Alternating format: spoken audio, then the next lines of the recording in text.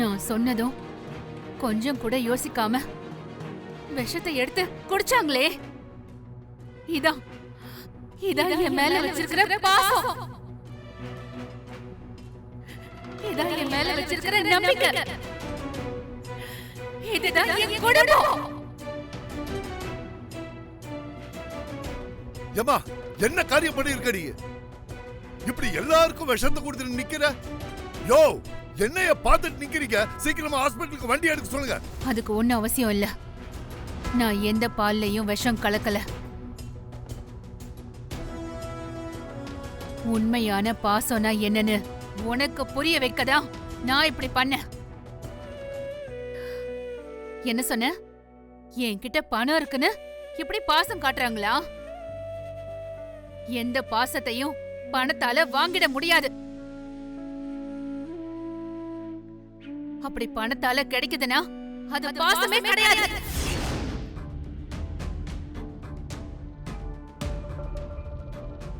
புரியுதுமா?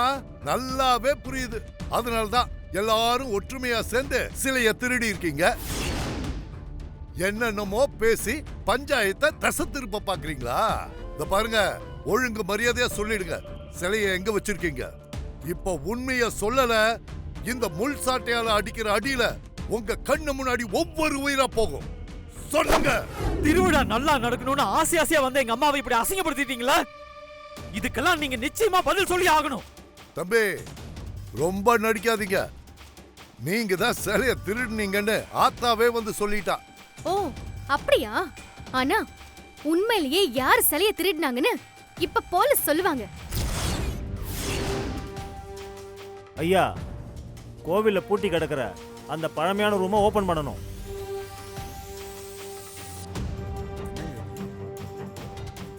Sir, இது எங்க ஊர் கட்டுப்பாடு. அந்த ரூமை இது வரைக்கும் யாரும் திறக்கல, திறக்கவும் விட மாட்டோம். அந்த ரூமை திறந்தா அது பெரிய தெய்வ குத்தம் ஆயிடும். அப்புறம் ஊருக்கு பெரிய பிரச்சனை வந்துடும் சார். யாருக்கு பிரச்சனை வரும்னு இப்ப தெரிஞ்சிடும். இத பாருங்க, கோர்ட் ஆர்டர். அந்த ரூமை ஓபன் பண்ணியே ஆகணும். யாராவது அதை தடுத்தா அவங்களையும் சேர்த்து அரெஸ்ட் பண்ணுவோம். நீங்க போலீஸோட வந்தாலும் சரி, ராணுவத்தோட வந்தாலும் சரி, அந்த அறை கதவை நாங்க திறக்க விட மாட்டோம். அந்த கதவை திறந்தா பெரிய தெய்வ குத்தமாயிரும். ஆமா, அந்த அறைக்குள்ள என்ன இருக்குன்னு இது வரைக்கும் யாருக்குமே தெரியாது. அது எங்க ஊரு கட்டுப்பாடு. கண்டிப்பா திறக்கவே விட மாட்டோம். ஏங்க, இங்க பாருங்க, அந்த கதவை திறக்கிறதுக்கு ஆர்டர் இருக்கு. நீங்க சம்மதிச்சாலும் சம்மதிக்கலனாலும் கண்டிப்பா நாங்க திறப்போம். எங்க எங்களை மீறி அந்த கதவுல கை வைங்க பாப்போம். அப்புறம் நடக்கிறத வேற பாத்துக்கோங்க. நிறுத்துங்க.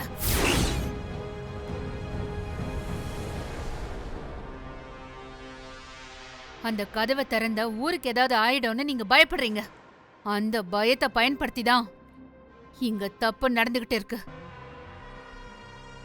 நான் நிச்சயமா சொல்றேன், காணாம போன அம்மன் சிலை அந்த அறைக்குள்ளதான் இருக்கு.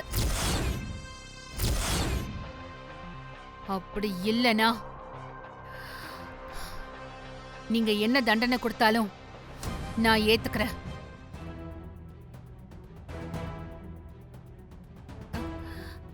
இந்த ஒரு முறை என்ன மன்னிச்சிருங்க. அம்மா, நான் நம்புறேம்மா. அப்படி நீங்க சொன்னது உண்மையா இருந்தா அந்த ஆத்தா நிச்சயமா இந்த ஊரை தண்டிக்க மாட்டா.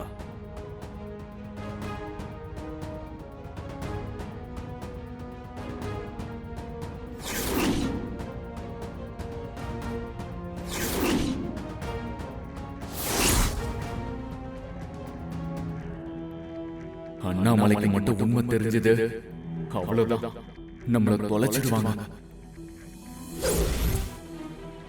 கான்ஸ்டபிள்ஸ், அந்த லாக்க உடைங்க. சார், சொல்ல சொல்ல கேட்காம பூட்டை உடைக்க போறீங்க. பின்னாடி ஏதாச்சும் பிரச்சனை ஆச்சுன்னா நீங்க பொறுப்பேத்துப்பீங்களா? அப்படி ஏதாவது நடந்தா அந்த பொறுப்பை நான் ஏத்துக்கிறேன். நீங்க உடைங்க சார். வாடா வாடா. ஏண்டா அம்மா, இவனுக்கு தான் திருடி இருக்கணும். சொல்றா, உண்மை சொல்றா. சொல்றா. கோதண்ட தான் இந்த சிலைய திருட சொன்னாருமா. சிலை வேற எங்கேயும் இல்லைம்மா. உங்க கோவிலையே திருடி மர்ம அறை இருக்குல்ல, அந்த மர்ம அறைக்குள்ள தான் நாங்க வச்சிருக்கோம்மா. உண்மையை சொல்லுங்கடா. சிலையை திருட சொன்னது யாரு?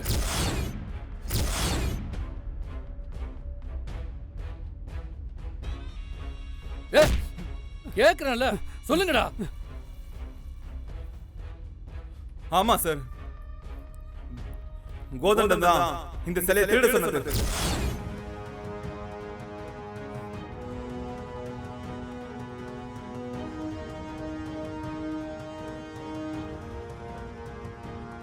ஏண்டா நீ சிலையை திருடிட்டு அண்ணாமலை குடும்பத்து மேலேயே அபாண்டமா பழி போட பாத்திருக்க? நீ எல்லாம் ஒரு மனுஷனா? திருவிழாவை நடத்தக்கூடாதுன்னு சொன்னப்பவே இவன் மேல சந்தேகமா இருந்துச்சு. எல்லா தப்பையும் இவனே பண்ணிட்டு நல்லவன் மாதிரி நடிச்சிட்டு இருந்திருக்கான். ஏய், இவனை எல்லாம் சும்மா விடக்கூடாதியா? ஆத்தா சன்னதியில அவசலையவே திருடி இருக்கானே, அந்த ஆத்தாவுக்கே பலி கொடுக்கணும் இவனை. அவனை என்கிட்ட விடுங்க சார். ஏண்டா வெளியே நல்லவன் மாதிரி சீன் போட்டுட்டு ஊர் மக்களை ஏமாத்தி இவ்வளோ பெரிய திருட்டு வேலை பண்ணிருக்கியா?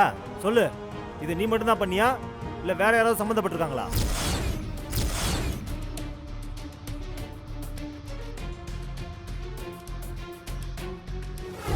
நீ பண்ண தப்ப மறைக்க என் குடும்பத்து மேல பழிய போட்ட. ஆனா நீ பண்ண பாவம் இன்னைக்கு உன்னையே தண்டிச்சிருச்சு. அரசன் அன்று கொள்வான், தெய்வம் நின்று கொள்ளும். அது அந்த காலம். இப்போ தெய்வம் கண்ணு முன்னாடியே தண்டிச்சிரும். உன்னை தண்டிச்சிருச்சு பாத்தியா? இனியாவது மனுஷனா மாற முதல்ல ட்ரை பண்ணு. ஆமா, என்ன சொன்ன? சிலை எடுத்தது நாங்களா? எங்க குடும்பத்துக்கு கொடுத்துதான் பழக்கம், எடுத்து பழக்கம் இல்ல. எங்க அம்மா மேல பழி போட்டு இந்த ஊரை விட்டே துரத்தணும்னு நினைச்சேல்ல? இனிமே இந்த ஊருக்குள்ளே வர முடியாத அளவுக்கு அந்த அம்மனே தண்டனை கொடுத்துட்டா. இனிமே என்ன பண்ண போற? உனக்கு ஊரும் இல்ல, உறவும் இல்ல. இப்படியே காலம் முழுக்க ஜெயிலே உட்காந்து களி திங்க வேண்டியதான். என்னடா முறைக்கிற? தப்பு பண்ணிட்டு தப்பிச்சிடலான்னு நினைக்கிற எவனும் தப்பிச்சதே இல்லை. நீ பண்ண தப்புக்கு தண்டனை அனுபவிச்சே ஆகணும். தயவு செஞ்சு போயிட்டு வரியா? போங்க, இழுத்துட்டு போங்க அவனுங்களெல்லாம். போங்க போ.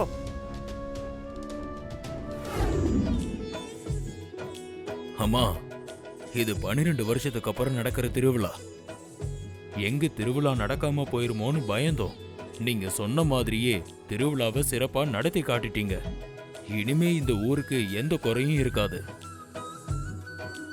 இந்த பெருமை எல்லாம் உங்களுக்கு தாமா சேரும். ரொம்ப சந்தோஷங்க. அந்த ஆத்தா அருளால இனி இந்த ஊரை செல்வ செழிப்போட இருக்கும். எல்லாரும் சந்தோஷமா இருப்பீங்க. நான் முதலா ரொம்ப ஆசையோட இந்த திருவிழாவை பார்க்க வந்தேன். என்னால இந்த திருவிழா தடுப்பட்டு போயிடுமோன்னு ரொம்ப பயந்தேன். ஆனா அத்தை அது எல்லாத்தையும் மாத்தி திருவிழாவை நல்லபடியா நடத்திட்டாங்க. நாங்க இப்போ ரொம்ப சந்தோஷமா இங்க இருந்து கிளம்புறோம். இனிமே இந்த கோவிலுக்கும் இந்த ஊர் மக்களுக்கும் என்ன வேணும்னாலும் நாங்க இருக்கோம். ரொம்ப சந்தோஷம்மா. அண்ணாமலை அம்மா மனசு போலவே அவங்களுக்கு தங்கமான மருமக அமைஞ்சிருக்காங்க. நீங்க உங்க கணவரோட நீண்ட ஆயுளோட சந்தோஷமா வாழணும். அந்த ஆத்தா உங்களுக்கு எப்பவும் துணையா இருப்பா. சரி, வந்த வேலை நல்லபடியா முடிஞ்சது. நாங்க போயிட்டு வரோம். அம்மா, இது உங்க குலதெய்வம். கோவிலுக்கு அடிக்கடி வந்துட்டு போங்கம்மா. நிச்சயமா வருவோம். இந்த ஆத்தாவை பாக்குறதுக்கு மட்டும் இல்ல, உங்க எல்லாரையும் பாக்குறதுக்கு நாங்க கண்டிப்பா வருவோம்.